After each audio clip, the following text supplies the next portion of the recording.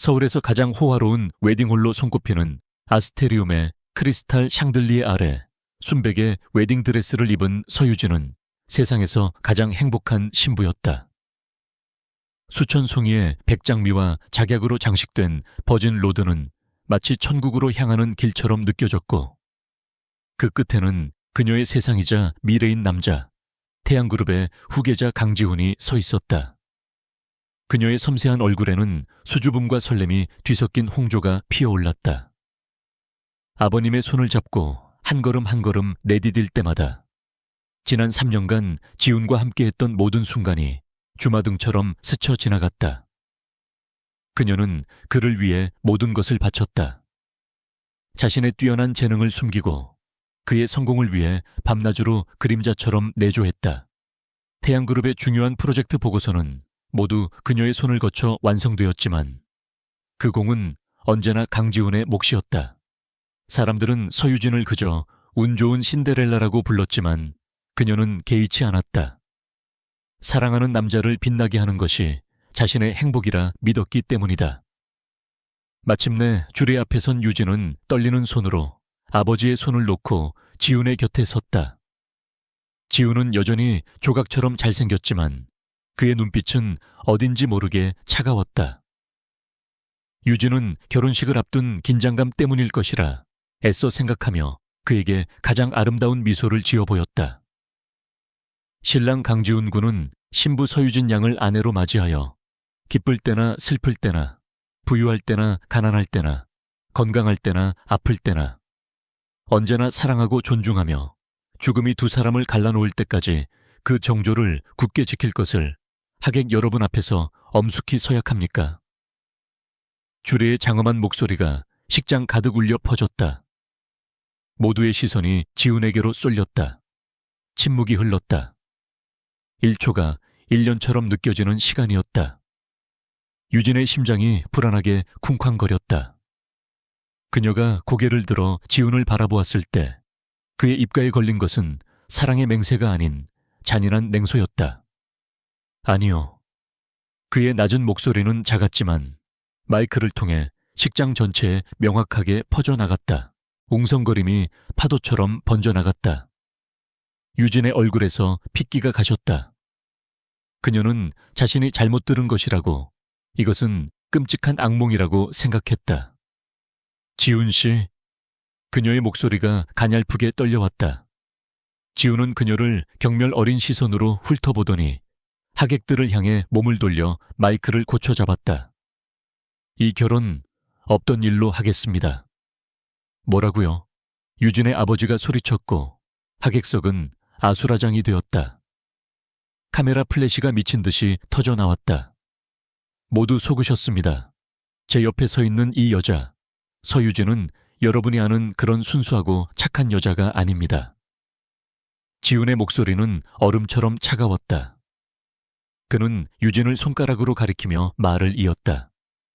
이 여자는 자신의 비루한 신분을 숨기고 의도적으로 저와 강씨 가문에 접근했습니다. 돈과 명예를 위해서라면 무슨 짓이든 할 수 있는 아주 탐욕스럽고 계산적인 여자입니다. 심지어 저 몰래 다른 남자를 만나며 제게는 순결한 척 연기를 해왔습니다. 세상이 무너지는 것 같았다. 유진의 귀에는 아무것도 들리지 않았다. 오직 지훈의 입에서 쏟아져 나오는 거짓말들이 비수처럼 날아와 심장에 박혔다. 다른 남자라니 그녀의 세상에는 오직 강지훈뿐이었는데, 돈과 명예라니 그녀는 그저 그의 사랑을 원했을 뿐인데. 지훈 씨, 제발 무슨 오해가 있는 거야. 이건 사실이 아니야. 유진은 눈물을 흘리며 그의 팔을 붙잡았다. 하지만 지훈은 벌레를 떼어내듯 그녀의 손을 거칠게 뿌리쳤다. 유진은 중심을 잃고 차가운 대리석 바닥에 주저앉았다. 순백의 드레스가 더럽혀졌다. 내 몸에 손대지 마, 더러운 것. 하객들은 이제 동정의 눈길이 아닌 경멸과 조롱의 시선으로 그녀를 쏘아보았다. 수근거리는 소리들이 그녀를 난도질했다. 어쩐지 너무 순진해 보이더라니. 태양그룹 며느리 자리를 노린 꽃뱀이었군. 정말 역겹다. 유진의 부모님은 얼굴이 새하얗게 질려 달려 나오려 했지만 강지훈의 아버지인 강만철 회장이 보낸 경호원들에게 막혔다. 강 회장은 만족스러운 미소를 지으며 이 모든 상황을 지켜보고 있었다. 애초에 이것은 그들 부자가 계획한 연극이었다. 더 강력한 정계의 집안과 사돈을 맺기로 약속이 되자 서유진은 버려야 할 낡은 구두짝에 불과했다. 그리고 버리더라도 가장 처참하고 잔인한 방식으로 버려 다시는 자신들의 앞길에 나타나지 못하도록 쐐기를 박아야 했다. 유진은 홀로 차가운 바닥에 앉아 있었다. 세상의 모든 소음이 멀어지고 오직 자신의 심장이 산산조각 나는 소리만 들리는 듯 했다. 그녀의 눈에서 뜨거운 눈물이 뺨을 타고 흘러내렸다. 수치심, 배신감, 절망감이 온몸을 휘감았다. 바로 몇 분 전까지 천국이었던 이 공간은 이제 그녀를 올가매는 지옥이 되었다. 그때였다. 웅성거리던 하객들 사이에서 정적이 흘렀다. 마치 거대한 포식자의 등장에 모든 작은 짐승들이 숨을 죽이는 것처럼. 한 남자가 하객석 뒤편에서 천천히, 하지만 압도적인 존재감을 뿜어내며 버진 로드를 걸어오고 있었다. 그는 대한민국 재계 서열 1위, 은성그룹의 총수 권태하였다. 얼음 황제라는 별명처럼 그의 얼굴에는 어떤 감정도 담겨있지 않았지만 그가 내딛는 발걸음 하나하나에는 공간을 지배하는 힘이 실려 있었다. 그의 등장은 아무도 예상하지 못했다. 은성그룹과 태양그룹은 표면적으로는 교류가 없는, 아니 태양그룹이 감히 교류를 청할 수도 없는 격이 다른 존재였다. 강지훈과 강만철 회장의 얼굴이 굳어졌다. 그들이 왜 여기에 권태하는 쏟아지는 시선에도 아랑곳하지 않고 넋이 나간 채 바닥에 주저앉아 있는 유진의 바로 앞에 멈춰 섰다. 그는 잠시 그녀를 내려다보았다. 그의 짙고 깊은 눈동자에는 경멸도 동정도 아닌 알 수 없는 무언가가 담겨 있었다. 그는 말없이 자신의 몸에 완벽하게 맞춰진 최고급 블랙수트 재킷을 벗었다. 그리고 허리를 숙여 하얀 어깨를 무력하게 떨고 있는 유진에게 그 재킷을 덮어주었다. 따뜻한 온기와 함께 그의 체향이 희미하게 유진의 코끝을 스쳤다. 유진은 놀라 고개를 들었다. 그녀의 눈물 어린 눈과 권태하의 무감정한 눈이 허공에서 마주쳤다. 이런 곳에 계속 있을 필요 없어. 그의 목소리는 지훈의 목소리처럼 낮았지만 그 안에는 사람을 거스를 수 없게 만드는 무게감이 있었다. 그는 유진에게 손을 내밀었다. 크고 단단하고 신뢰감을 주는 손이었다. 일어나. 강지훈이 이 상황을 받아들이지 못하고 소리쳤다. 권태하 회장님, 지금 무슨 짓입니까? 저 여자는... 권태하는 지훈에게 눈길조차 주지 않았다. 그는 오직 유진만을 바라보고 있었다. 마치 세상에 단 두 사람만 존재하는 것처럼. 유진은 망설였다. 이 남자는 누구일까? 왜 자신에게 손을 내미는 것일까? 하지만 그녀는 알 수 있었다. 이 손을 잡지 않으면 자신은 이 지옥에서 영원히 벗어날 수 없다는 것을. 그녀는 떨리는 손을 들어 그의 손을 잡았다. 그가 그녀를 일으켜 세우는 순간 수백 개의 카메라 플래시가 동시에 터져 나왔다. 대한민국 역사상 가장 추악한 결혼식 스캔들의 주인공이 된 여자와 그런 그녀를 데려가는 대한민국에서 가장 강력한 남자. 이 기묘한 조합은 다음날 모든 신문의 한 면을 장식할 것이 분명했다. 권태하는 자신의 재킷으로 그녀를 완전히 감싼 채 그녀의 허리를 가볍게 지지하며 식장 출구를 향해 걸었다. 아무도 감히 그들의 앞을 막지 못했다.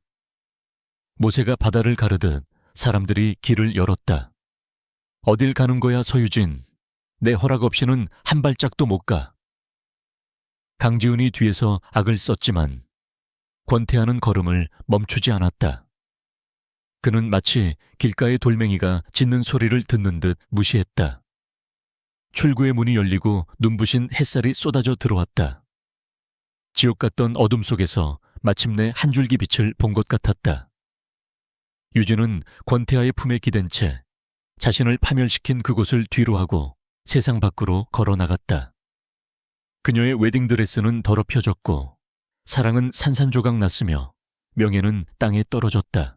하지만 그녀의 텅 빈 눈동자 깊은 곳에서는 아주 작은 불씨 하나가 꺼지지 않은 채 조용히 타오르고 있었다. 복수의 불씨였다. 서유진이 다시 눈을 떴을 때 가장 먼저 시야에 들어온 것은 낯선 천장이었다. 통유리창 너머로는 서울의 야경이 보석처럼 반짝이고 있었고 그녀가 누워있는 침대는 구름 위에 떠있는 듯 부드럽고 안락했다. 지독한 악몽에서 깨어난 듯 머리가 띵하게 울렸다. 어제의 일이 현실이 아니길 바라며 몸을 일으키자 어깨에 걸쳐져 있던 낯선 남자의 재킷이 스르륵 미끄러져 내렸다. 희미하게 남아있는 그의 체향이 그녀가 끔찍한 현실 속에 있음을 다시 한번 각인시켰다. 여기는 어디일까? 그녀를 데려온 그 남자는 누구일까? 유진은 조심스럽게 침대에서 내려와 방을 둘러보았다. 최고급 가구들로 꾸며졌지만 모든 것이 흑백 톤으로 맞춰져 있어 차갑고 비인간적인 느낌마저 드는 공간이었다. 방 한쪽에는 그녀를 위해 준비된 듯한 새 옷들이 가지런히 놓여 있었다. 더럽혀진 웨딩드레스는 보이지 않았다. 마치 그녀의 처참했던 과거를 지워버리려는 듯이. 그때 방문이 조용히 열리고 중년의 여성이 들어왔다. 일어나셨습니까, 아가씨? 회장님께서 기다리고 계십니다. 먼저 식사부터 하시죠. 그녀는 자신을 김비서라고 소개하며 유진을 정중하게 응접실로 안내했다. 거대한 응접실 중앙에는 권태하가 앉아 있었다. 그는 창밖을 바라보며 무언가 생각에 잠겨 있다가 유진의 기척을 느끼고 천천히 고개를 돌렸다. 어제의 그 깊고 서늘한 눈빛과 마주치자 유진은 저도 모르게 몸을 움츠렸다. 몸은 좀 괜찮나? 그의 목소리에는 어떠한 감정도 실려 있지 않았다. 걱정보다는 사실 확인에 가까운 질문이었다. 괜찮습니다. 어제는 감사했습니다. 유진은 겨우 목소리를 뱉어냈다. 하지만 왜 저를 권태하는 테이블 위에 서류철을 그녀 앞으로 밀었다. 동정이나 자비심 같은 걸 기대했다면 실망할 거다. 난 자선사업가가 아니니까. 그의 말은 칼날처럼 날카로웠다. 유진은 입술을 깨물었다.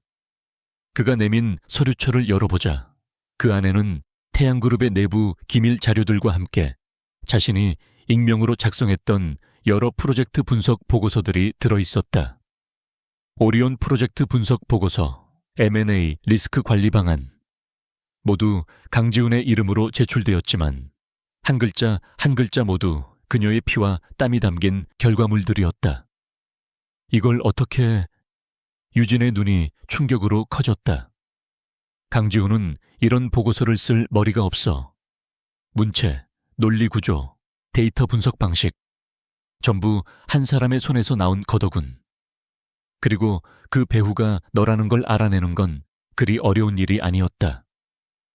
권태하는 마치 당연한 사실을 말하듯 담담하게 말했다. 넌 네 재능을 쓰레기통에 처박고 있었던 거야. 강지훈이라는 쓰레기를 위해서. 모욕적인 말이었지만 유진은 반박할 수 없었다. 그것은 명백한 사실이었으니까. 그녀는 자신의 모든 것을 바쳐 그를 빛냈지만 돌아온 것은 잔인한 배신뿐이었다. 내가 널 그곳에서 데리고 나온 건 네가 쓸모가 있기 때문이다. 권태하는 본론으로 들어갔다. 그는 또 다른 서류를 그녀 앞에 내밀었다. 고용계약서라는 글자가 선명했다. 이게 뭐죠? 거래를 제한하지. 앞으로 3년 내 밑에서 일해. 네가 가진 모든 능력, 지식, 전략을 은성그룹을 위해 써. 그러면 나는 내게 복수할 힘을 주겠다. 태양그룹을 내 발 아래 무릎 꿇릴 수 있는 모든 자원과 정보를 제공하지. 유진의 심장이 세차게 뛰기 시작했다. 복수. 어제 지옥의 문턱에서 그녀를 붙잡아 주었던 단 하나의 감정이었다. 하지만 이 남자를 믿을 수 있을까? 그는 무슨 꿍꿍이일까? 왜 하필 저죠?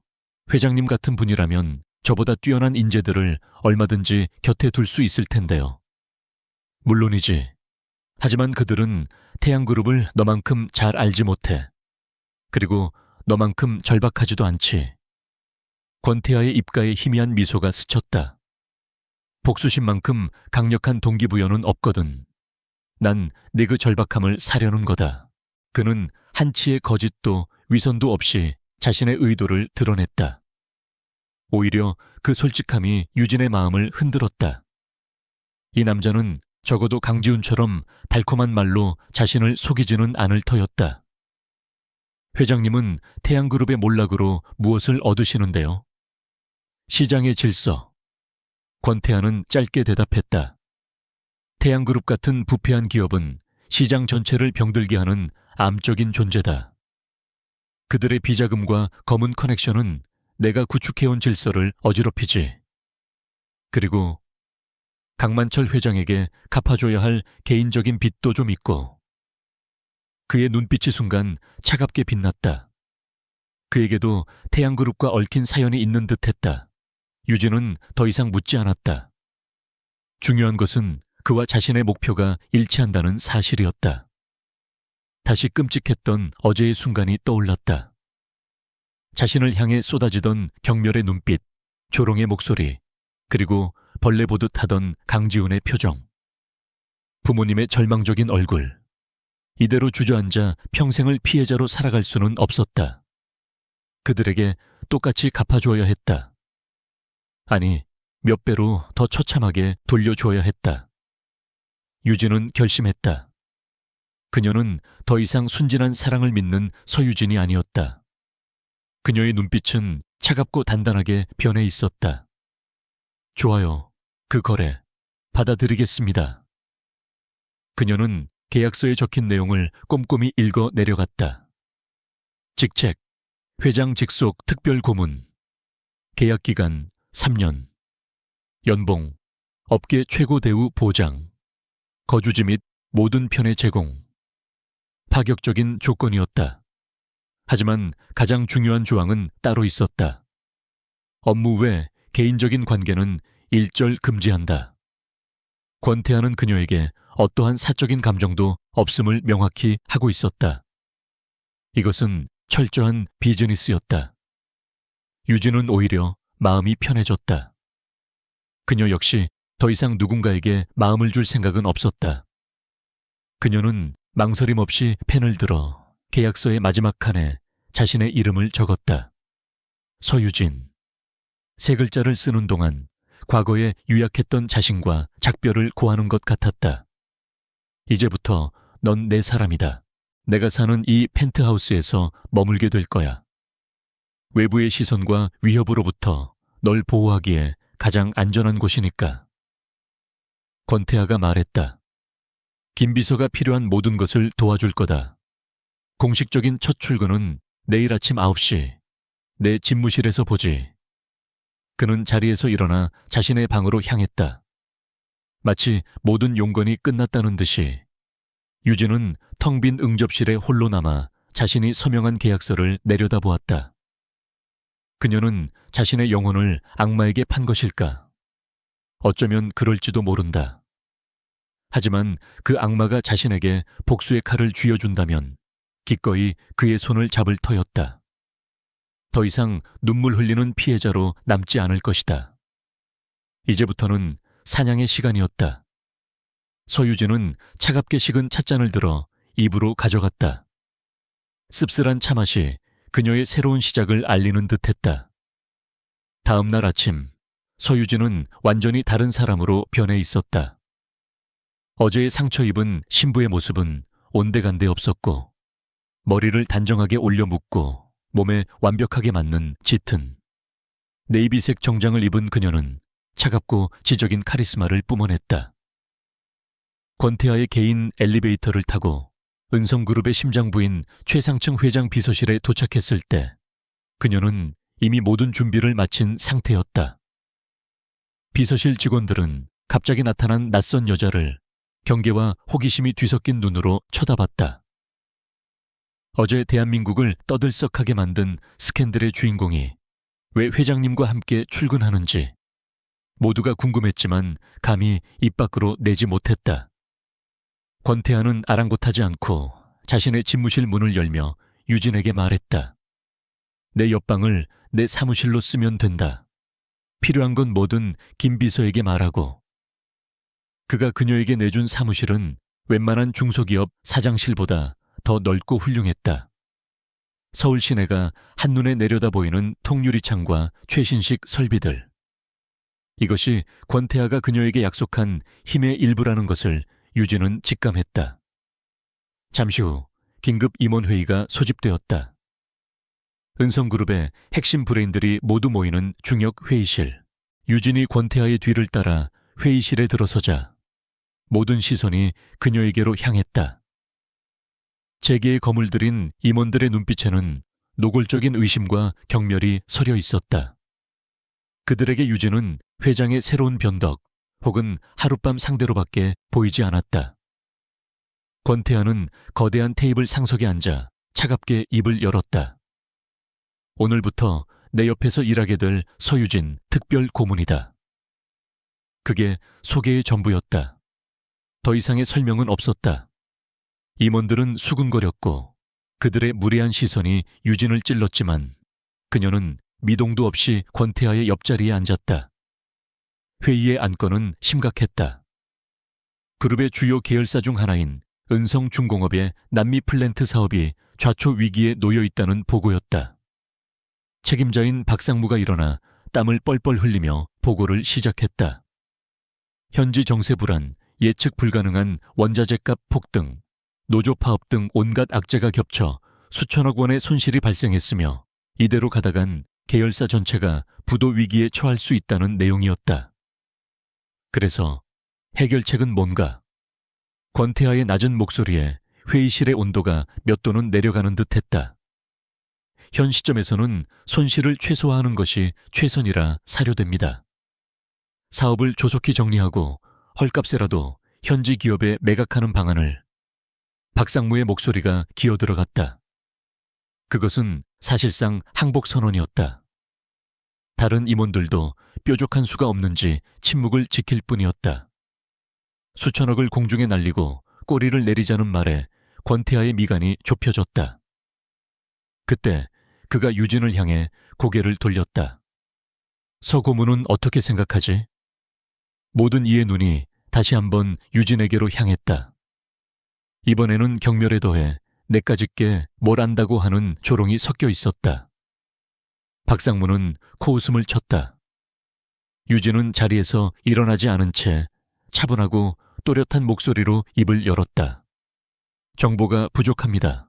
지난 5년간 해당 사업과 관련된 모든 회계 장부 원본, 계약서, 일일 보고서, 그리고 현지 책임자와 본사 간에 오고 간 모든 이메일과 통화 기록까지 필터링되지 않은 원본 데이터를 지금 당장 제게 넘겨주십시오. 회의실은 순간 정적에 휩싸였다. 건방지기 짝이 없는 요구였다. 박상무가 발끈하며 소리쳤다. 당신이 뭔데 그런 기밀 자료를 요구하는 거요? 그건 경영진의 고유 권한이야. 회장님의 특별 고문으로서 요구하는 겁니다. 유진은 눈 하나 깜빡하지 않고 박상무를 응시했다. 보고서에 적힌 건 현상이지만 저는 진실을 봐야겠습니다. 아니면 보여주지 못할 이유라도 있으신 겁니까, 박상무님? 그녀의 날카로운 반문에 박상무의 얼굴이 불그락푸르락해졌다. 권태하가 나지막이 말했다. 전부 넘겨줘. 그 한마디에 모든 상황이 정리되었다. 그날부터 유진은 자신의 사무실에서 나오지 않았다. 산더미처럼 쌓인 자료들에 파묻혀 밤을 새우기 일쑤였다. 그녀는 마치 전쟁을 치르는 사령관처럼 복잡하게 얽힌 데이터 속에서 적의 약점을 찾기 위해 모든 신경을 곤두세웠다. 김 비서가 가져다주는 식사는 거의 손도 대지 않았고 잠은 하루 2~3시간이 전부였다. 그런 그녀의 모습을 권태하는 자신의 집무실 CCTV를 통해 말없이 지켜볼 뿐이었다. 그리고 정확히 일주일 후 다시 소집된 임원회의. 일주일 사이에 헬쑥해진 유진이 회의실 스크린 앞에 섰다. 임원들은 여전히 반신반의하는 표정이었다. 결론부터 말씀드리겠습니다. 은성중공업의 남미 사업 실패는 천재지변이나 단순한 경영 악화가 아닙니다. 명백한 인재이며 내부의 적에 의해 계획적으로 망가진 결과입니다. 유진의 폭탄 선언에 회의실이 술렁였다. 그녀는 아랑곳하지 않고 스크린의 각종 그래프와 장부 내역을 띄웠다. 이것은 지난 3년간의 자재 구매 내역입니다. 보고서상으로는 원자재값 폭등으로 비용이 증가했다고 되어 있지만 제가 현지 시세를 교차 확인한 결과 실제로는 시장가의 5배에서 2배에 달하는 가격으로 특정 페이퍼 컴퍼니에서 자재를 독점 구매했습니다. 그녀는 계속해서 증거를 쏟아냈다. 존재하지도 않는 유령 직원들에게 수년간 급여가 지급된 내역, 실제 공사 진척도와는 완전히 다른 허위 보고서, 그리고 그 모든 비정상적인 지출의 최종 승인란에는 한 사람의 서명이 있었다. 이 모든 것을 주도한 사람은 바로 박상무님, 당신입니다. 유진이 레이저 포인터로 박상무를 가리켰다. 박상무의 얼굴이 새하얗게 질렸다. 무슨 헛소리야. 증거도 없이 사람을 모함하다니. 증거요? 유진은 차갑게 웃었다. 당신이 현지 군벌 세력과 결탁해 자금을 빼돌리고 그 대가로 받은 돈이 흘러들어간 스위스 비밀 계좌 내역입니다. 회장님께서 제공해 주신 정보팀 덕분에 알아내는데 그리 오래 걸리지 않았습니다. 스크린에 박상무의 이름으로 된 해외 계좌의 입출금 내역이 뜨자 회의실은 그야말로 아수라장이 되었다. 수십 년간 은성그룹에 충성해 온 줄 알았던 고위 임원이 뒤에서 수천억을 빼돌리고 회사를 말아먹고 있었다는 사실에 모두가 경악했다. 박상무는 그 자리에 주저앉아 버렸다. 유진은 거기서 멈추지 않았다. 하지만 단순히 내부 비리를 밝혀내는 것이 제 임무의 끝은 아닙니다. 그녀는 새로운 화면을 띄웠다. 이것이 제가 제안하는 해결책입니다. 우리는 이 사건을 언론에 터뜨려 박상무의 개인 비리로 몰고 갈 겁니다. 동시에 현지 법원에 파산 보호를 신청하여 군벌 세력과 맺은 모든 불법적인 계약을 무효화시킵니다. 그 후 핵심 기술과 인력만을 유지한 채로 구조조정을 단행하고 제가 미리 접촉해둔 유럽의 ENC사와 기술 제휴를 맺어 사업을 재개할 겁니다. 이 계획대로라면 3년 안에 손실을 모두 만회하고 흑자 전환이 가능합니다. 그녀의 계획은 대담하고 정교했으며 완벽했다. 손실을 최소화하는 소극적인 방안이 아니라 위기를 기회로 바꿔 판 전체를 뒤집는 공격적인 전략이었다. 회의실을 가득 채웠던 경멸과 의심의 눈빛은 어느새 경외와 두려움으로 변해 있었다. 그들은 자신들이 무시했던 이 젊은 여자가 자신들 모두를 합친 것보다 훨씬 뛰어난 통찰력과 기획력을 가진 괴물이라는 것을 깨달았다. 권태하는 회의 내내 한마디도 하지 않고 모든 것을 지켜보고 있었다. 마침내 그가 입을 열었다. 보안팀 박상무를 검찰로 인계해. 그의 명령이 떨어지자마자 건장한 남자들이 들어와 박상무를 끌고 나갔다. 권태하는 자리에서 일어나 유진의 어깨를 가볍게 두드렸다. 오늘부터 은성중공업 구조조정 프로젝트는 서유진 고문이 총괄한다. 이에 있는 사람? 아무도 대답하지 못했다.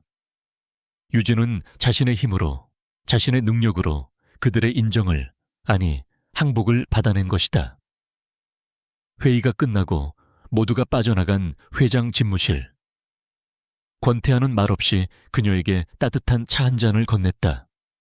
기대 이상이군. 그것이 그가 건넨 유일한 칭찬이었다. 하지만 그 어떤 화려한 미사여구보다도 그 한마디가 유진의 가슴을 더 깊게 울렸다. 그녀는 잿더미 속에서 마침내 날갯짓을 시작한 불사조였다. 그리고 그녀의 화려한 비상은 이제 막 시작되었을 뿐이었다. 은성중공업 프로젝트를 성공적으로 봉계돼 올려놓은 서유진은 그룹 내에서 하나의 신화가 되었다. 아무도 그녀를 더 이상 회장님의 여자로 수군거리지 않았다. 그녀는 이제 회장님의 칼로 불렸다. 차갑고 날카로우며 정확하게 적의 심장을 꿰뚫는 칼. 그녀가 주관하는 회의에서는 그 어떤 고위 임원도 감히 허튼 소리를 하지 못했으며 그녀의 지시는 곧 권태하의 지시와 같은 무게를 지녔다. 하지만 유진은 잠시도 만족하거나 안주하지 않았다. 은성그룹에서의 성공은 그녀에게 더 큰 힘과 자원을 쥐어주었을 뿐 그녀의 진짜 목표는 단 한순간도 변한 적이 없었다. 바로 태양그룹 그리고 강지훈과 강만철 부자의 파멸이었다. 어느 날 밤 권태하의 펜트하우스 서재. 유진은 서재의 한쪽 벽면을 가득 채운 거대한 스크린 앞에 서 있었다. 스크린에는 태양그룹의 모든 계열사, 자산 현황, 지배구조, 그리고 진행 중인 프로젝트들이 복잡한 거미줄처럼 펼쳐져 있었다. 그녀는 지난 몇 주간 잠을 쪼개가며 이 거대한 제국의 모든 약점을 분석했다. 찾았나? 어느새 다가온 권태하가 그녀의 옆에 서서 나지막이 물었다. 유진은 스크린의 한 부분을 손으로 가리켰다. 솔라리스 하이츠, 솔라리스 하이츠. 강남의 마지막 남은 황금부지에 태양그룹이 사활을 걸고 진행 중인 최고급 주상복합 건설 프로젝트였다. 이겁니다. 솔라리스 하이츠는 강지훈이 자신의 경영 능력을 입증하기 위해 시작한 야심작이죠. 성공하면 태양그룹의 위상을 한 단계 끌어올리겠지만 실패하면 그룹 전체를 뒤흔들 만큼 거대한 리스크를 안고 있습니다. 유진의 분석은 정확했다.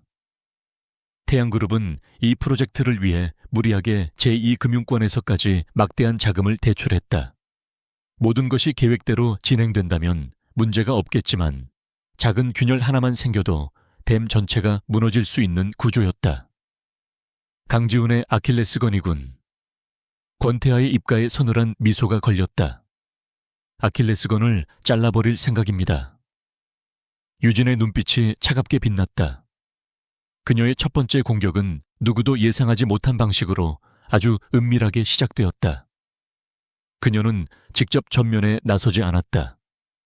대신 권태하가 제공한 유령 회사와 해외 투자 펀드를 이용해 솔라리스 하이츠 프로젝트의 주 채권 은행인 KNB 캐피탈을 압박하기 시작했다. 은성그룹의 막대한 자본은 KNB 캐피탈의 주식을 공매도하고 부실 채권을 대량 매입하며 보이지 않는 금융전쟁을 일으켰다. 며칠 만에 KNB 캐피탈의 주가는 폭락했고 신용 등급 하락의 위기에 처했다. 공포에 질린 은행은 리스크 관리에 들어갔고 가장 먼저 태양그룹에 빌려준 막대한 프로젝트, 파이낸싱, PF 대출에 고삐를 죄기 시작했다. 갑작스러운 은행의 태도 변화에 태양그룹은 당황했다. 같은 시각 유진의 두 번째 공격이 시작되었다. 바로 여론전이었다. 그녀는 은성그룹의 정보팀을 통해 솔라리스 하이츠 부지에서 과거 유해 폐기물이 매립되었었다는 태양그룹이 교묘하게 덮어두었던 환경영향평가 보고서의 일부를 한 경제 전문 기자에게 흘렸다. 기사는 일파만파로 퍼져나갔다. 강남 최고급 아파트 부지, 알고 보니 쓰레기 매립지, 태양그룹, 발암물질 논란, 묵살하고 공사 강행. 다음 날 아침 모든 신문과 뉴스는 이 문제로 도배되었다. 환경단체들이 들고 일어났고 분양계약자들의 항의 전화가 빗발쳤으며 관할구청은 즉시 공사중지 명령과 함께 정밀 토양조사에 착수했다. 태양그룹은 그야말로 날벼락을 맞았다. 강만철 회장의 집무실에서는 고성이 오갔다.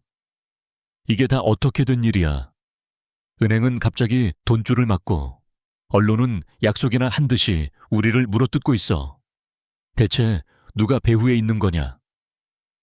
강 회장이 재떨이를 집어던지자 강지훈은 움찔하며 대답했다. 아마 우리를 견제하는 다른 경쟁 그룹의 소행인 것 같습니다. 특히 최근 공격적인 M&A를 진행 중인 명성그룹이 의심스럽습니다. 서유진 그 계집애는 그녀는 지금 어디서 뭘 하고 있지? 강만철 회장의 물음에 지훈은 코웃음을 쳤다. 서유진 말입니까? 아버지도 참 그깟 계집애가 뭘 할 수 있겠습니까? 아마 어디 시골 구석에 처박혀서 울고 있거나 아니면 다른 호구를 찾아다니고 있겠죠. 감히 우리 태양그룹에 흠집을 낼 만한 머리도 배짱도 없는 여자입니다. 그의 말에는 일말의 의심도 없었다.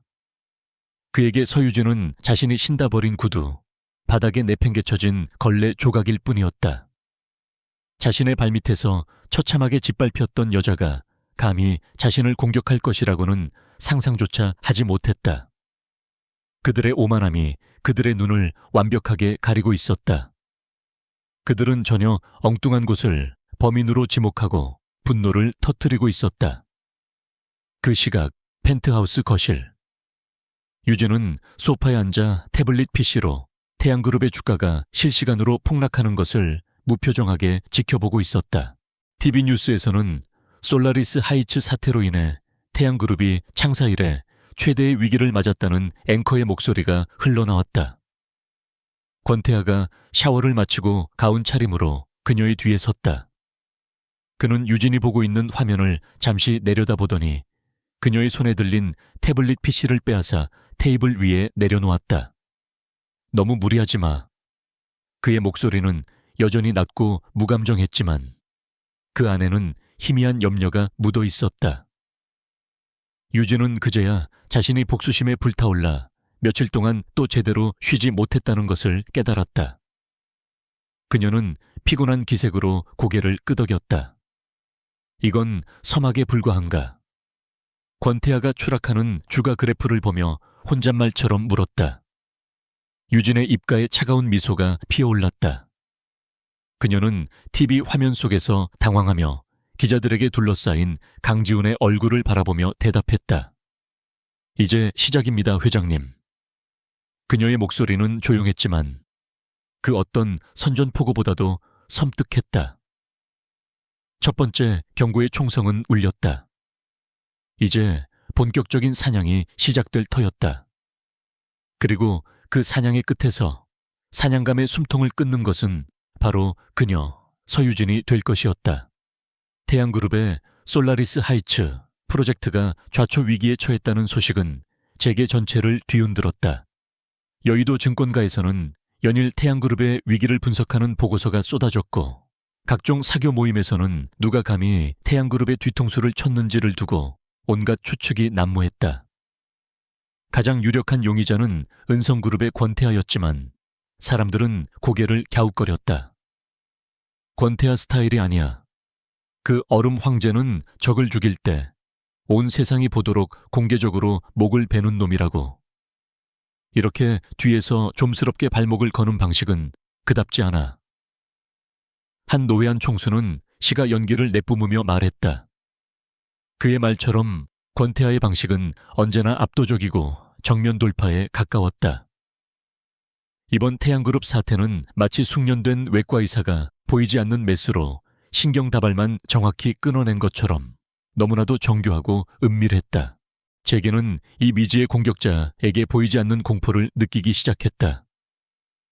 한편 위기의 중심에 있는 강지훈은 하루하루가 지옥이었다. 그는 의심되는 모든 경쟁사를 이 잡듯 뒤졌지만 어떠한 증거도 찾을 수 없었다. 적은 안개처럼 형체도 없이 자신들을 옥죄어오고 있었다. 연일 계속되는 스트레스에 그의 얼굴은 반쪽이 되었고 한때 자신감으로 가득 찼던 눈에는 이제 초조함과 편집증적인 의심만이 가득했다. 그는 매일 밤 악몽을 꾸었다. 꿈속에서 서유진이 웨딩드레스를 입은 채 피눈물을 흘리며 자신을 저주했다. 하지만 꿈에서 깨어나면 그는 다시 한번 비웃었다. 설마, 아니야. 그녀는 절대 아니야.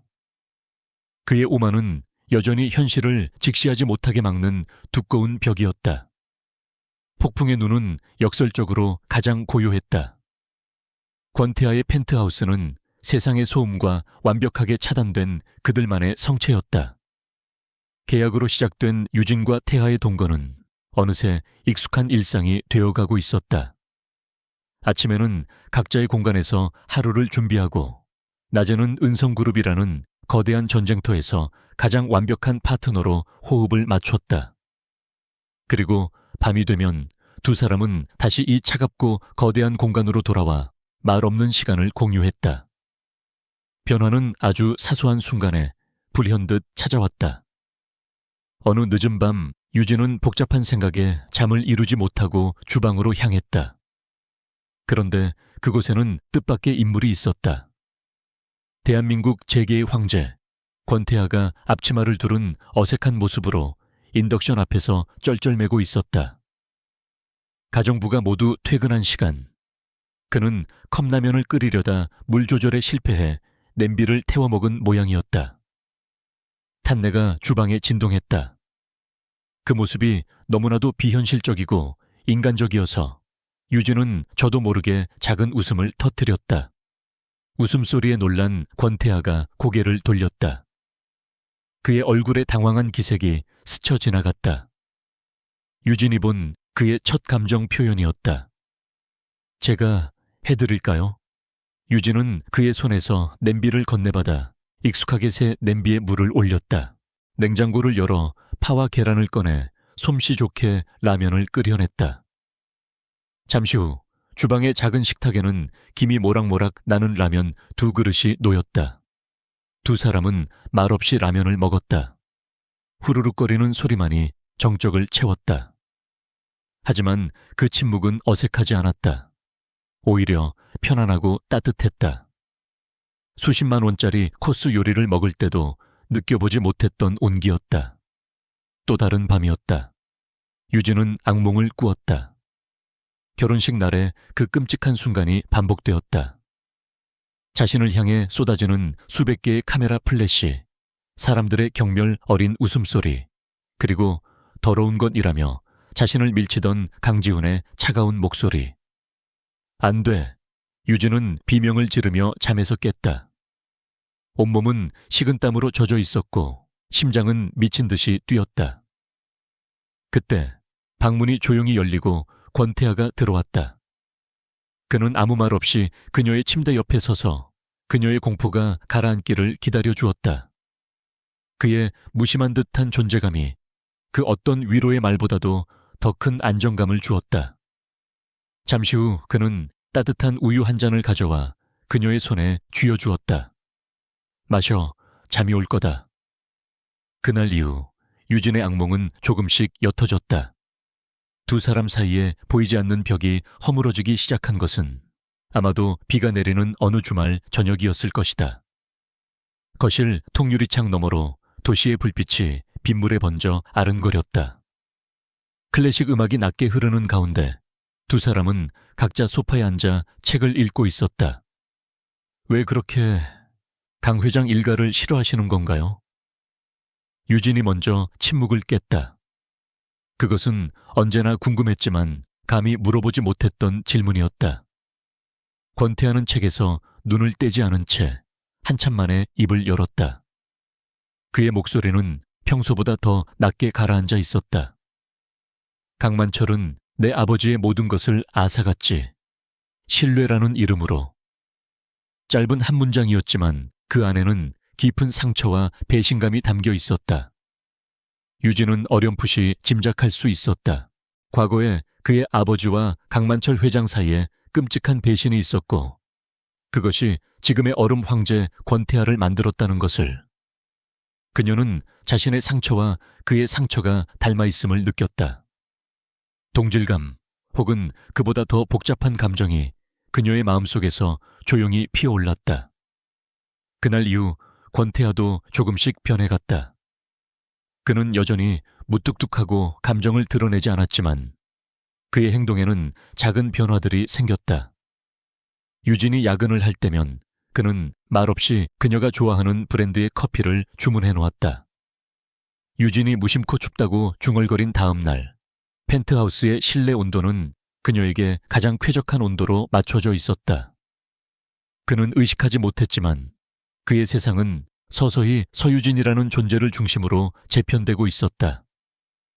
그날 밤도 유진은 서재에서 태양그룹의 다음 공격 포인트를 분석하다가 자신도 모르게 소파에서 잠이 들었다. 늦은 시간까지 서류를 보던 권태아가 서재로 들어왔다가 곤히 잠든 그녀를 발견했다. 달빛이 창을 통해 들어와 그녀의 지친 얼굴을 비추었다. 그는 잠시 그 자리에 서서 그녀를 내려다보았다. 복수심으로 불타오를 때의 그녀는 날선 칼 같았지만 잠든 모습은 무방비하고 평온해 보였다. 그는 자신도 모르게 손을 뻗어 그녀의 뺨에 흘러내린 머리카락을 조심스럽게 쓸어 넘겼다. 그의 손끝에 닿은 부드러운 감촉에 권태하는 순간 흠칫하며 손을 거두었다. 그의 얼어붙었던 심장에서 아주 작은 균열이 생기는 소리가 들렸다. 그는 말없이 자신의 재킷을 벗어 잠든 그녀의 몸 위에 덮어주었다. 결혼식 날 수치심에 떨던 그녀를 감싸주었던 것처럼. 하지만 이번에는 그 의미가 조금 달랐다. 계약이나 거래가 아닌 자신도 설명할 수 없는 감정의 발로였다. 권태아는 다시 자신의 책상으로 돌아가 일에 집중하려 했지만 좀처럼 서류에 눈이 들어오지 않았다. 그의 시선은 자꾸만 소파에 잠든 그녀에게로 향했다. 계약으로 묶인 두 사람이었지만 그들의 마음은 계약서의 조항들을 넘어서는 곳으로 조금씩 하지만 분명하게 움직이고 있었다. 태양그룹에 대한 첫 번째 공격은 성공적이었지만 서유진은 이상한 위화감을 느꼈다. 강지훈과 강만철 회장의 대응이 너무나도 허술하고 비상식적이었다. 솔라리스 하이츠 프로젝트의 손실은 분명 막대했지만 태양그룹의 근간을 흔들 정도는 아니었다. 그런데도 그들은 마치 꼬리를 밟힌 맹수처럼 이성을 잃고 허둥대는 모습을 보였다. 마치 프로젝트 실패보다 더 끔찍한 무언가가 드러날 것을 두려워하는 것처럼. 그녀의 날카로운 직감이 경고 신호를 보내고 있었다. 솔라리스 하이츠에는 표면에 드러난 것보다 더 깊고 어두운 비밀이 숨겨져 있다. 그날부터 유진은 복수 계획을 잠시 보류하고 다시 한번 태양그룹의 자금 흐름을 파고들기 시작했다. 이번에는 단순히 재무제표를 분석하는 수준이 아니었다. 그녀는 권태아에게 은성그룹 내에서도 극비리에 운영되는 최정예 사이버 정보팀의 지원을 요청했다. 권태아는 아무것도 묻지 않고 그녀에게 최고 권한을 부여했다. 유진의 사무실은 다시 한번 24시간 불이 꺼지지 않는 전쟁 상황실로 변했다.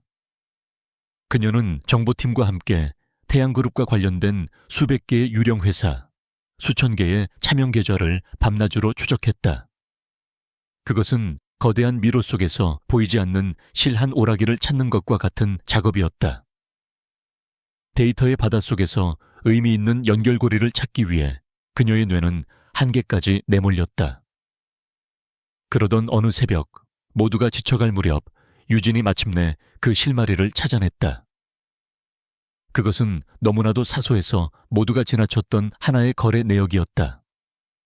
솔라리스 하이츠여의 철골 구조를 담당했던 하청업체 대진철강이 이미 부도 처리된 카리브해의 한 페이퍼 컴퍼니에 자재 컨설팅 비용이라는 명목으로 거액을 송금한 기록이었다. 이거다. 유진의 눈이 번뜩였다. 그녀는 이 비정상적인 자금 흐름을 역으로 추적하기 시작했다. 돈은 여러 조세피난처를 거치며 세탁되었고 최종적으로는 다시 한국으로 흘러들어와 여러 정치인과 법조계 인사들의 차명 계좌로 쪼개져 들어갔다. 퍼즐 조각들이 하나씩 맞춰지기 시작했다. 그리고 모든 조각이 맞춰졌을 때 유진은 눈앞에 드러난 거대한 그림에 숨을 쉴 수 없었다. 솔라리스 하이츠 프로젝트는 처음부터 건설 사업이 아니었다. 그것은 태양그룹의 비자금을 세탁하고 그 돈으로 정관계 인사들을 매수하기 위한 거대한 돈 세탁 공장이었다. 건설 비용을 의도적으로 부풀리고 유령 하청업체들을 내세워 공사 대금을 빼돌리는 방식으로 수천억 원에 달하는 검은 돈을 만들어내고 있었던 것이다. 그들이 쌓아 올리고 있던 것은 최고급 주상복합 건물이 아니라 불법과 부패로 얼룩진 바벨탑이었다. 유진의 온몸에서 피가 차갑게 식는 것 같았다. 하지만 진짜 충격은 그 다음에 찾아왔다. 그녀는 돈 세탁 계획이 본격적으로 가동된 시점과 자신들의 결혼 준비가 맞물려 돌아갔다는 사실을 발견했다. 그리고 결정적으로 강지훈이 더 유력한 정계 집안의 딸과 비밀리에 혼담을 주고받기 시작한 날짜가 태양그룹이 비자금 규모를 대폭 늘리기로 결정한 이사회 결의일과 정확히 일치했다. 순간 모든 것이 명확해졌다. 강지훈이 자신을 버린 이유는 단순히 더 좋은 조건의 여자를 만났기 때문이 아니었다. 그는 자신의 옆에 재무분석의 천재인 서유진을 두는 것이 얼마나 위험한 일인지 깨달았던 것이다. 만약 결혼했다면 그녀는 태양그룹의 며느리로서 재무제표를 들여다볼 기회가 있었을 것이고 이 거대한 사기극을 눈치채는 것은 시간 문제였다. 그녀를 버려야만 했다. 그리고 그냥 버리는 것이 아니라 사회적으로 완전히 매장시켜야만 했다. 그녀에게 돈에 미친 꽃뱀이라는 주홍 글씨를 새겨 훗날 그녀가 무언가를 폭로하더라도 아무도 그녀의 말을 믿지 않도록 만들어야 했다. 그녀의 결혼식 날에 가해진 공개적인 모욕은 단순한 변심이 아니라 자신들의 범죄를 덮기 위한 가장 잔인하고 치밀한 예방조치였던 것이다. 개자식들. 유진의 입에서 자신도 모르게 욕설이 터져 나왔다. 심장이 산산조각 나는 것 같았던 그날의 고통이 사실은 누군가의 비즈니스적인 판단의 결과물이었다는 사실에 온몸이 부들부들 떨렸다. 그녀의 사랑, 그녀의 헌신, 그녀의 상처는 그저 그들의 범죄 계획에 방해가 되는 하나의 변수에 불과했다. 그녀의 눈에서 뜨거운 눈물이 흘러내렸다. 하지만 그것은 더 이상 슬픔의 눈물이 아니었다. 그것은 분노의 눈물이었고 활화산처럼 들끓는 증오의 용암이었다. 개인적인 복수는 이제 너무나도 하찮게 느껴졌다. 이것은 더 이상 한 여자의 망가진 사랑에 대한 복수극이 아니었다. 이것은 사회의 근간을 좀먹는 거대한 악에 대한 성전이었다. 그들을 파멸시키는 것은 이제 유진의 개인적인 소망이 아니라 사회 정의를 위한 의무가 되었다. 그녀는 떨리는 손으로 모든 증거 자료를 정리해 출력했다. 그리고 새벽의 어둠을 뚫고 권태하의 서재 문을 두드렸다. 권태하는 밤늦게까지 일을 하고 있었다. 창백하지만 분노로 이글거리는 유진의 눈을 보고 그는 무언가 심상치 않은 일이 벌어졌음을 직감했다. 유진은 아무 말 없이 그에게 서류 뭉치를 내밀었다. 권태하는 서류를 한 장 한 장 넘겨보았다. 그의 표정은 변화가 없었지만 서재 안의 공기는 얼음장처럼 차갑게 얼어붙기 시작했다. 유진이 발견한 자금 흐름도, 뇌물 수수자 명단, 그리고 이 모든 것이 그녀의 결혼 파트와 어떻게 연결되는지에 대한 마지막 분석 보고서까지. 모든 것을 읽은 그는 한참 동안 침묵을 지켰다. 그 침묵이 깨진 것은 그가 서류를 테이블 위에 내려놓았을 때였다. 탁 하는 작은 소리가 서재 전체를 울리는 것 같았다. 그는 분노나 놀라움이 아닌 지독한 혐오가 담긴 눈으로 허공을 응시했다. 유진이 찾아낸 증거들은 과거 그의 아버지를 나락으로 떨어뜨렸던 강만철의 수법과 소름 끼치도록 닮아 있었다. 권태하는 마침내 유진을 바라보았다. 그녀는 더 이상 울고 있지 않았다. 그녀의 눈은 복수심을 넘어선 정의를 갈망하는 성녀의 불꽃처럼 타오르고 있었다. 그가 나지막이 하지만 지옥의 염라대왕처럼 서늘한 목소리로 말했다. 그들을 지옥으로 보내주지. 그것은 단순한 동의가 아니었다. 그것은 두 사람의 상처와 분노가 하나로 합쳐져 만들어낸 파멸의 맹세였다. 이제 그들의 목표는 태양그룹을 무너뜨리는 것을 넘어 그들과 결탁한 부패한 권력의 뿌리까지 통째로 뽑아버리는 것이 되었다. 진정한 전쟁은 지금부터 시작이었다. 권태하의 서재는 이제 완벽한 전쟁 지휘 통제실이 되었다. 서유진과 권태하, 그리고 은성그룹의 극소수 핵심 참모들은 태양그룹이라는 거대한 부패 제국을 무너뜨리기 위한 마지막 작전 계획을 수립했다. 단순히 비자금과 뇌물 리스트를 검찰에 넘기는 것은 하책이었다. 태양그룹과 얽혀있는 정관계 거물들이 어떻게든 압력을 넣어 수사를 무마시키거나 기껏해야 강만철 회장 혼자 모든 죄를 뒤집어쓰고 끝날 가능성이 높았다. 그들의 숨통을 끊으려면 현행범으로 체포해야 합니다. 누구도 부정할 수 없는 증거와 함께 그들의 검은 돈이 움직이는 바로 그 순간을 덮쳐야 해요. 유진이 스크린에 복잡한 흐름도를 띄우며 말했다. 그녀의 목소리는 차분했지만 그 안에는 강철 같은 결의가 서려 있었다. 그녀의 계획은 대담하기 짝이 없었다. 적을 공격하는 것이 아니라 적이 스스로 무덤을 파고 들어가도록 만드는 것. 거대한 덫을 놓고 굶주린 늑대가 제 발로 걸어 들어오기를 기다리는 것이었다. 미끼가 필요하겠군. 권태하가 즉시 그녀의 의도를 파악했다. 네, 강만철과 강지훈의 탐욕을 자극해서 그들이 숨겨놓은 모든 비자금을 한 곳으로 모을 수밖에 없게 만들 아주 달콤하고 거대한 미끼가 필요합니다. 작전명 트로이의 목마가 시작되었다. 그들의 미끼는 아프리카 콩고 공화국의 히토류 광산 채굴권 비공개 입찰이라는 가상의 프로젝트였다. 4차 산업의 핵심 자원인 히토류는 그 자체로 황금알을 낳는 거위였고 정세가 불안한 아프리카의 개발 사업은 늘 비공식적인 자금 거래가 오가는 것으로 유명했다. 비자금을 세탁하고 동시에 막대한 이익을 노릴 수 있는 강만철 부자의 구미를 당기기에 완벽한 조건이었다. 권태하의 힘이 발휘된 것은 이때부터였다. 그는 자신의 광범위한 해외 네트워크를 총동원했다. 재정난에 시달리던 스위스의 한 소규모 투자 은행을 앞세워 입찰 주관사로 위장시켰고 콩고 공화국의 부패한 관료들을 매수해 진짜처럼 보이는 정부 보증 서류까지 완벽하게 꾸몄다. 모든 것이 너무나도 진짜 같아서 그 누구도 이것이 은성그룹이 파놓은 거대한 함정이라고는 상상조차 할 수 없었다.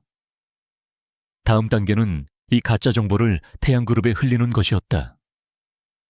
유진은 태양그룹과 오랫동안 거래해온 한 명의 금융 브로커를 타겟으로 삼았다. 그는 탐욕스럽지만 입이 무겁기로 유명했다. 은성그룹의 정보팀은 우연을 가장해 브로커에게 극비 정보를 흘렸다. 은성그룹조차 모르는 오직 소수만이 참여할 수 있는 비밀 입찰 정보라는 뉘앙스를 풍기면서 결과는 유진의 예상대로였다. 막대한 중개 수수료에 눈이 먼 브로커는 곧장 강만철 회장을 찾아갔다. 태양그룹 회장실. 브로커가 떠난 후 강지훈은 흥분을 감추지 못했다. 아버지, 이건 하늘이 주신 기회입니다. 솔라리스 하이츠 때문에 발생한 손실을 단번에 만회하고도 남습니다. 이 광산만 손에 넣으면 우리는 은성그룹도 넘볼 수 있는 힘을 갖게 될 겁니다. 솔라리스 하이츠 사태 이후 그룹 내에서 입지가 흔들리고 있던 강지훈에게 이 프로젝트는 자신의 무능함을 만회할 유일한 동아줄처럼 보였다. 평생을 야심가로 살아온 강만철 회장 역시 마찬가지였다. 그의 눈은 탐욕으로 번들거렸다. 특히 비공개 입찰이라는 점이 마음에 들었다. 자금 출처를 묻지 않는 이런 사업은 그동안 차명계좌 수백 개에 쪼개 숨겨두었던 비자금을 한 번에 합법적인 사업 자금으로 둔갑시킬 절호의 기회였다. 실사는 해봤나? 네, 저희 쪽에서 스위스 투자은행과 콩고 현지 대사관 라인을 통해 확인해봤습니다. 모두 사실이었습니다. 서류도 완벽하고요. 강지훈이 자신만만하게 대답했다. 하지만 그가 확인한 모든 정보원은 이미 권태아가 심어놓은 사람들이었다는 것을 그는 까맣게 모르고 있었다. 좋다. 진행해. 그룹의 모든 유동자금, 그리고 우리가 가진 모든 비상금까지 전부 끌어모아. 이번 입찰에 우리의 모든 것을 건다. 강만철 회장의 결정이 떨어졌다. 탐욕에 눈이 먼 늑대 부자는 망설임 없이 덫을 향해 달려가기 시작했다. 그 순간부터 은성그룹의 사이버 정보팀은 초비상 상태에 들어갔다. 유진은 통제실에서 밤을 새우며 전 세계에 흩어져 있던 태양그룹의 비자금이 스위스투자은행의 특정 에스크로 계좌로 모여드는 과정을 실시간으로 지켜보았다. 마치 수많은 개미들이 하나의 거대한 구멍으로 빨려 들어가는 것 같았다. 돈의 액수가 1,000억, 2,000억을 넘어서자 통제실의 요원들조차 마른 침을 삼켰다. 이것은 한 기업의 비자금 수준을 넘어선 대한민국을 뒤흔들 수 있는 거대한 범죄의 증거였다. 그리고 마침내 입찰 마감일 전날 밤, 스크린에 최종 입금 완료 신호가 떴다. 태양그룹이 동원할 수 있는 거의 모든 검은 돈이 이제 완벽하게 권태아가 만들어 놓은 가짜 계좌 안으로 들어와 있었다. 덫은 완벽하게 작동했고 늑대는 이제 도간에 든 쥐가 되었다. 유진은 싸늘한 눈으로 스크린에 찍힌 천문학적인 액수를 응시했다. 그녀의 뇌리에는 웨딩드레스를 입은 채 절망 속에 홀로 서 있던 자신의 모습이 스쳐 지나갔다. 그들이 자신에게서 앗아간 모든 것을 이제 그녀는 몇천 배로 되돌려줄 참이었다. 옆에서 모든 과정을 지켜보던 권태아가 그녀를 향해 고개를 끄덕였다. 모든 준비가 끝났다는 신호였다. 유진은 자리에서 일어나 통제실 한쪽에 설치된 보안 전화기를 들었다. 수화기 너머에는 그녀의 신호를 애타게 기다리고 있는 대검찰청 중앙수사부의 팀장이 있었다. 권태아가 자신의 아버지를 배신했던 부패 검사들을 쳐내고 그 자리에 심어놓은 정의로운 인물이었다. 유진은 차갑고 흔들림 없는 목소리로 단 한마디를 내뱉었다. 그물을 올리세요. 이제 남은 것은 심판뿐이었다. 내일 아침 해가 뜰 때 대한민국은 건국 이래 최대의 부패 스캔들이 터지는 것을 목격하게 될 것이었다. 태양그룹의 정기 주주총회가 열리는 날, 서울의 한 최고급 호텔 연회장은 수많은 기자와 주주들로 인산인해를 이루었다. 최근 솔라리스 하이츠 사태로 그룹의 주가가 폭락한 터라 오늘 강만철 회장이 어떤 비전을 제시하여 위기를 타개할 것인지에 모든 이의 관심이 쏠려 있었다. 단상 위에 선 강만철 회장과 그의 아들 강지훈은 겉으로는 애써 태연한 척했지만 긴장한 기색이 역력했다. 존경하는 주주 여러분, 그리고 내외 귀빈 여러분. 최근 그룹이 겪고 있는 어려움에 대해 심심한 유감의 뜻을 표합니다. 강만철 회장이 준비된 원고를 읽어 내려가기 시작했다. 그는 현재의 위기가 일시적인 것이며 태양그룹은 이 위기를 발판 삼아 더 크게 도약할 준비를 마쳤다고 역설했다. 그리고 마침내 회심의 카드를 꺼내 들었다. 그리고 오늘 이 자리에서 저희 태양그룹의 미래를 책임질 새로운 성장 동력을 발표하고자 합니다.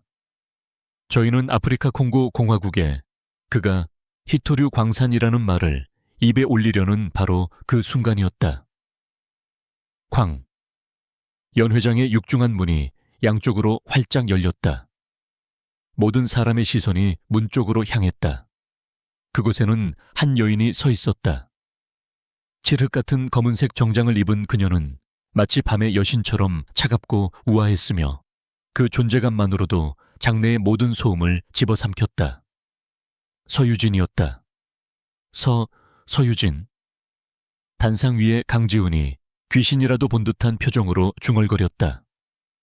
강만철 회장의 얼굴도 굳어졌다. 기자들의 카메라 플래시가 미친 듯이 터져 나오기 시작했다. 불과 몇 달 전 웨딩드레스 차림으로 처참하게 버려졌던 비련의 여주인공이 왜 지금 이 자리에 나타났단 말인가? 강지훈이 이성을 잃고 소리쳤다. 저 여자가 여길 어디라고 들어와. 경비는 뭐해. 당장 저 여자를 끌어내. 경비원들이 그녀에게 달려가려 하자 유진의 뒤에 도열해 있던 변호사 중 한 명이 앞으로 나서며 서류 한 장을 내밀었다. 잠깐. 서유진 씨는 저희 블루스톤 캐피탈의 아시아 태평양 지역 대표 자격으로 이 자리에 참석했습니다. 블루스톤 캐피탈은 태양그룹의 지분 8%를 보유한 주요 주주로서 주주총회에 참석하고 발언할 정당한 권리가 있습니다. 블루스톤 캐피탈. 권태하가 이번 작전을 위해 인수한 해외 투자 펀드의 이름이었다. 강지훈과 강만철은 자신들의 주요 주주 명단에 이런 이름이 있었다는 사실조차 모르고 있었다.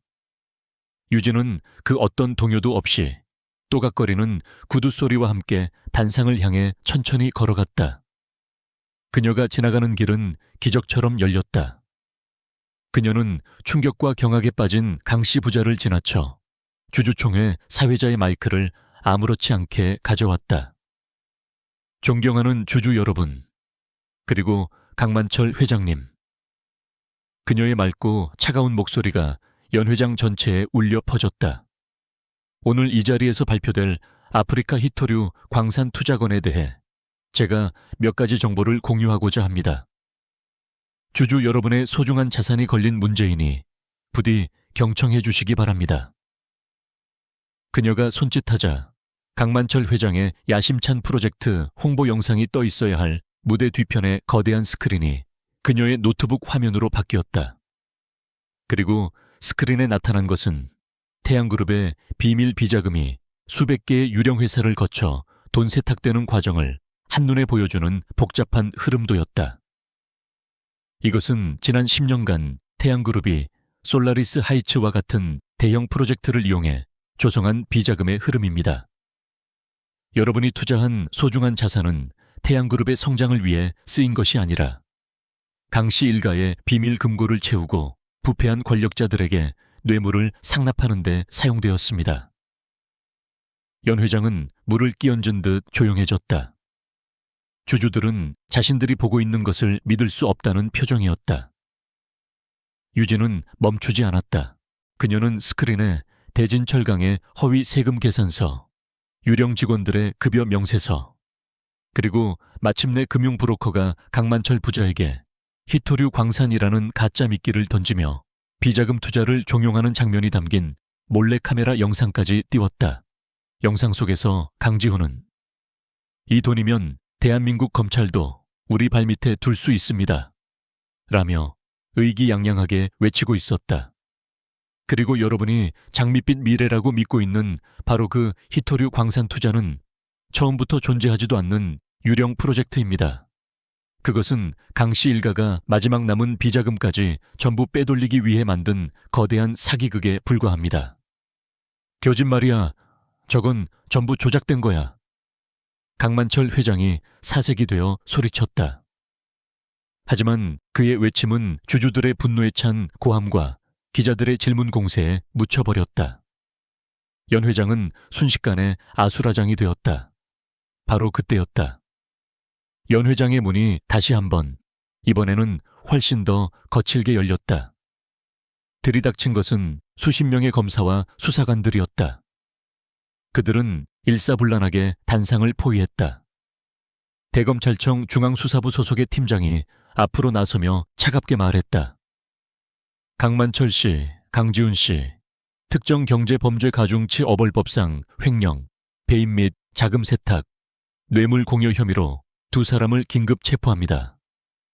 당신들에게는 묵비권을 행사할 권리가 있으며 수사관들이 다가와 강만철 회장과 강지훈의 팔을 붙잡고 수갑을 채웠다. 철컥 하고 수갑이 채워지는 소리는 태양그룹이라는 거대 제국에 내려진 사망 선고나 다름없었다. 강지훈은 끌려가면서도 현실을 부정하며 발버둥 쳤다.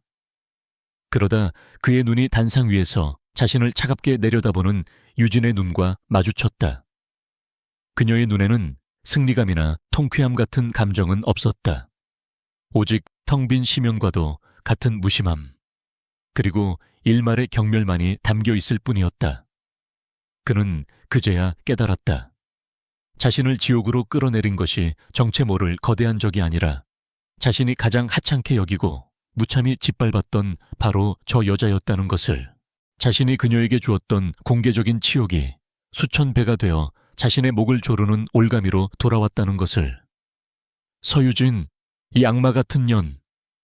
그의 마지막 발악을 뒤로하고 유진은 조용히 단상에서 내려왔다. 그녀는 아수라장이 된 연회장을 미련 없이 빠져나왔다. 복수는 끝났다. 호텔 로비 밖 검은색 세단 한 대가 조용히 그녀를 기다리고 있었다. 권태하였다. 그는 아무 말 없이 차문을 열어주었다. 유진이 차에 올라타자 그는 그녀의 어깨에 자신의 코트를 덮어주었다. 마치 모든 것이 시작되었던 그날처럼. 차는 미끄러지듯 출발했다. 유진은 차창 밖으로 무너져 내리는 태양그룹의 본사 건물을 마지막으로 한번 돌아보았다. 길고 길었던 폭풍이 마침내 끝났다. 태양그룹의 몰락은 단순한 한 기업의 종말이 아니었다. 그것은 대한민국 사회 전체를 뒤흔든 거대한 지각 변동이었다. 언론은 연일 태양게이트의 전모를 파헤쳤고 그들이 뿌린 검은 돈을 받은 정관계 인사들의 명단이 공개될 때마다 나라는 발칵 뒤집혔다. 수십 년간 권력의 그늘에 숨어 암약하던 부패의 카르텔이 서유진이라는 한 여성이 던진 돌 하나에 산산조각 나고 있었다. 세간의 관심은 자연스럽게 이 모든 것을 계획하고 실행한 서유진에게로 쏠렸다. 그녀는 순식간에 시대의 아이콘이 되었다. 짓밟힌 순정의 피해자에서 거대한 악을 심판한 정의의 여신으로. 사람들은 그녀의 지략과 용기에 열광했다. 하지만 정작 폭풍의 중심에 있는 유진은 그 어떤 환호성도 들리지 않는 깊은 고요함 속에 잠겨 있었다. 복수가 끝난 후 그녀에게 남은 것은 거대한 공허감이었다. 몇 달 동안 그녀를 살게 했던 지독한 증오와 복수심이라는 불꽃이 꺼지자 차가운 재만 남은 폐허처럼 마음이 텅 비어버렸다. 권태하의 펜트하우스는 여전히 호화롭고 안전했지만 이제는 황량하게 느껴졌다. 그녀를 달리게 했던 목적지가 사라지자 어디로 가야 할지 길을 잃어버린 기분이었다. 그러던 어느 날 그녀에게 한 통의 연락이 왔다. 구치소에 수감된 강지훈이 변호사를 통해 그녀와의 면회를 간절히 원한다는 것이었다. 유진은 잠시 망설였지만 이 지긋지긋한 악연에 완전한 마침표를 찍기 위해 면회에 응했다. 차가운 유리벽을 사이에 두고 마주 앉은 강지훈은 유진이 알던 그 오만하고 자신감 넘치던 남자가 아니었다. 수인복을 입은 그는 모든 것을 잃은 패배자처럼 초라하고 깡마른 모습이었다.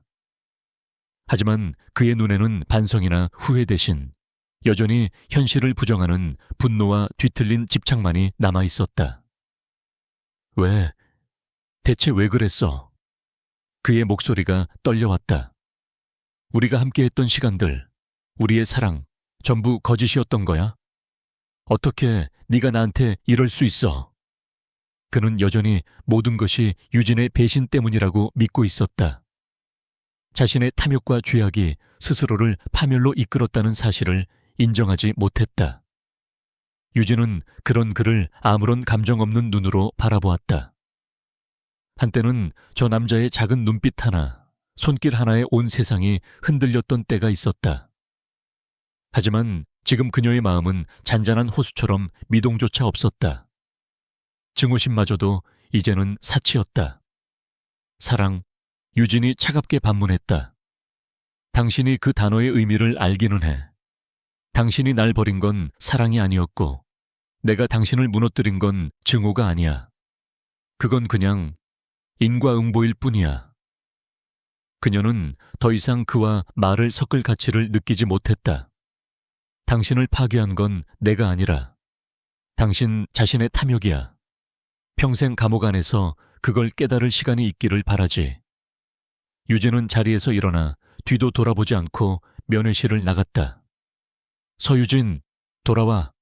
내가 잘못했어. 제발. 유리벽 너머에서 들려오는 그의 절규가 희미하게 등을 찔렀지만 그녀는 걸음을 멈추지 않았다. 그것으로 모든 것이 끝이었다.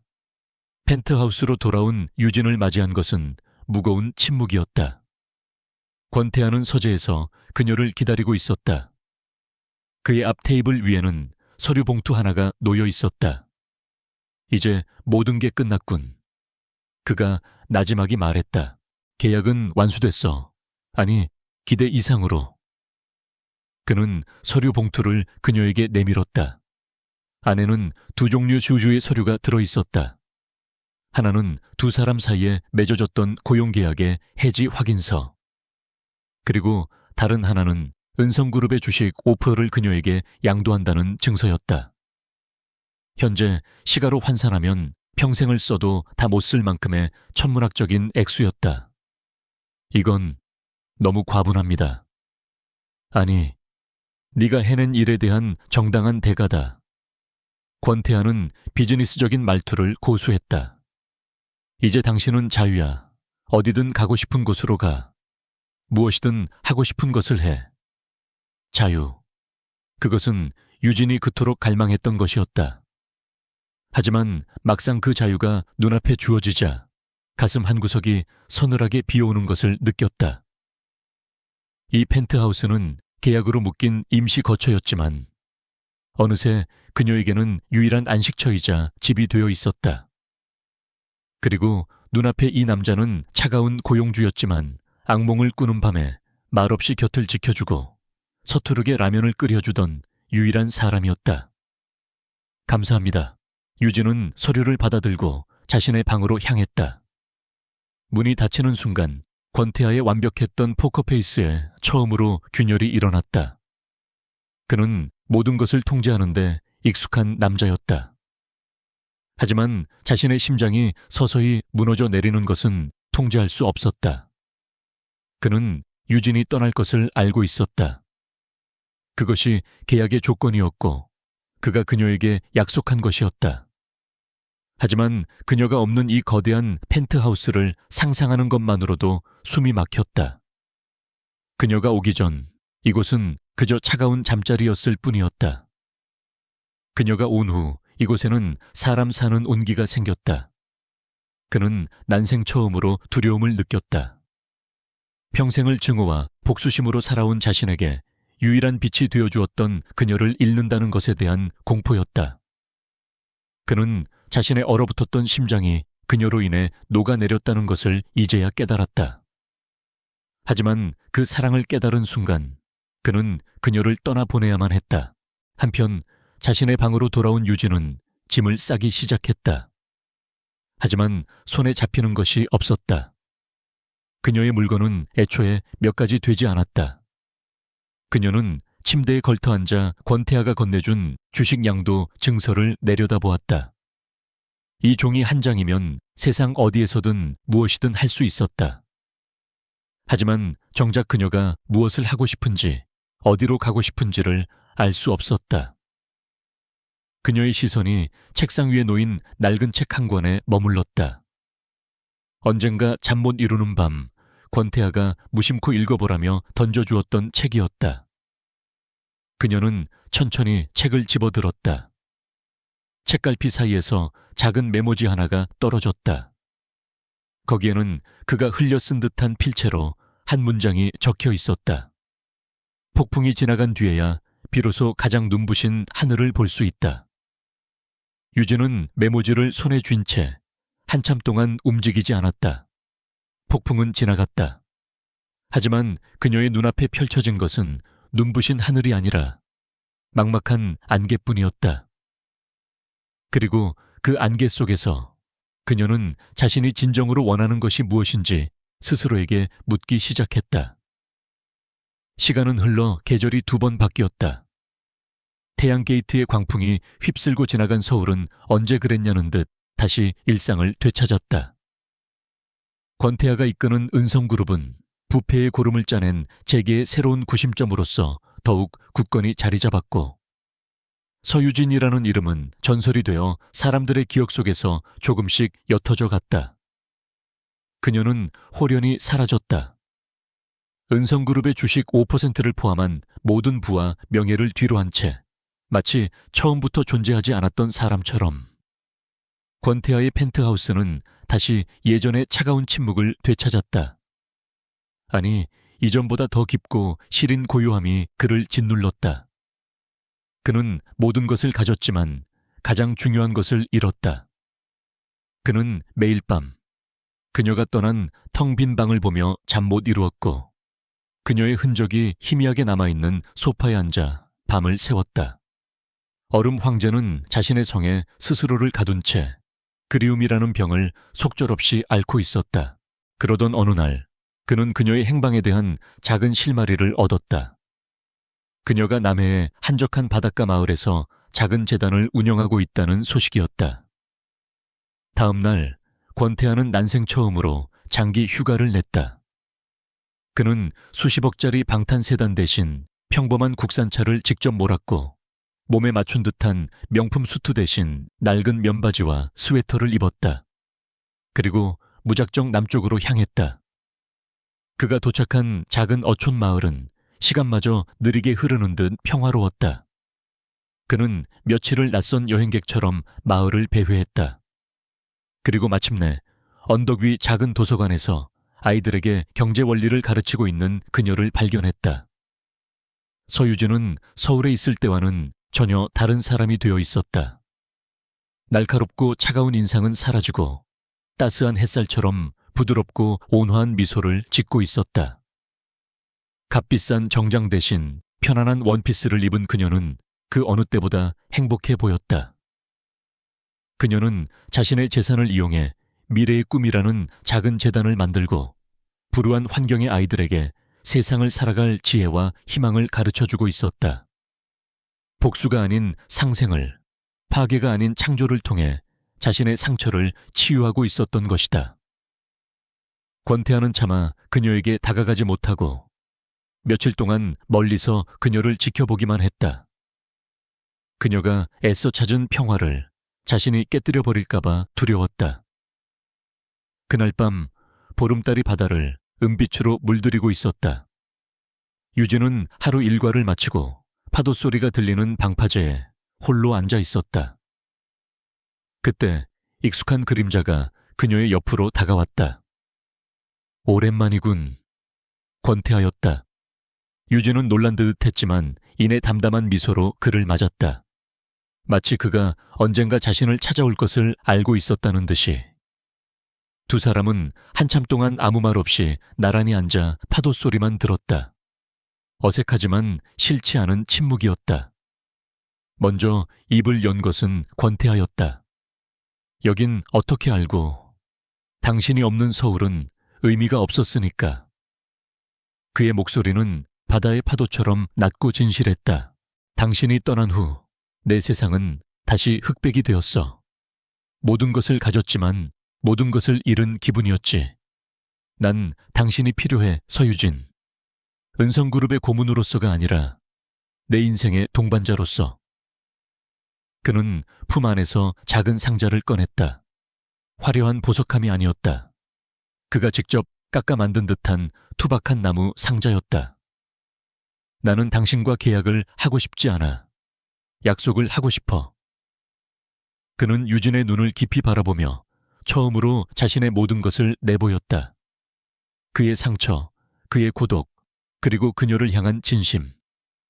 평생 당신을 아끼고 존중하고 당신의 행복을 내 최우선으로 삼겠다는 약속.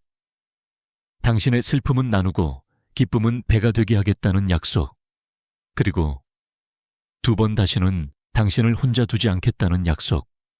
이 약속을 받아주겠나? 그가 상자를 열자 그 안에는 화려한 다이아몬드가 아닌 밤바다의 달빛을 닮은 소박한 진주 반지가 들어있었다. 유진의 눈에서 눈물이 흘러내렸다. 하지만 그것은 더 이상 슬픔이나 분노의 눈물이 아니었다. 길고 길었던 어둠의 터널을 지나 마침내 가훈제낸 행복과 안도의 눈물이었다.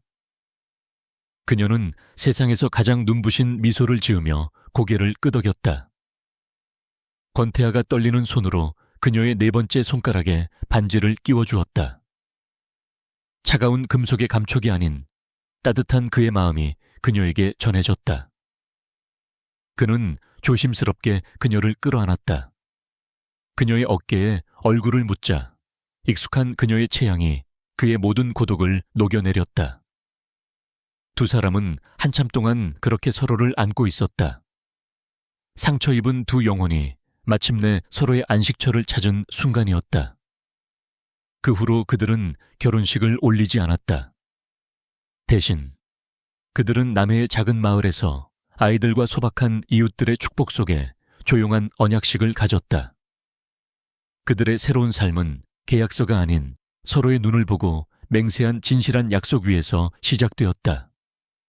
권태아는 여전히 은성그룹의 총수였지만 더 이상 얼음 황제가 아니었다. 그는 유진과 함께 미래의 꿈 재단을 전국적으로 확대하며 기업의 사회적 책임을 다하는 존경받는 경영자가 되었다. 유진은 그의 가장 든든한 동반자이자 최고의 조언자로서 그의 곁을 지켰다. 때때로 그들은 모든 것을 내려놓고 남해의 작은 집으로 돌아와 평범한 부부처럼 함께 낚시를 하고 아이들의 웃음소리를 들으며 저녁 노을을 바라보았다. 폭풍은 지나갔고 그들의 눈앞에는 눈부신 하늘과 잔잔한 바다가 펼쳐져 있었다. 서로의 손을 잡은 채 그들은 비로소 완전해졌다. 파괴와 복수의 끝에서 그들은 사랑이라는 가장 위대한 구원을 찾아낸 것이다.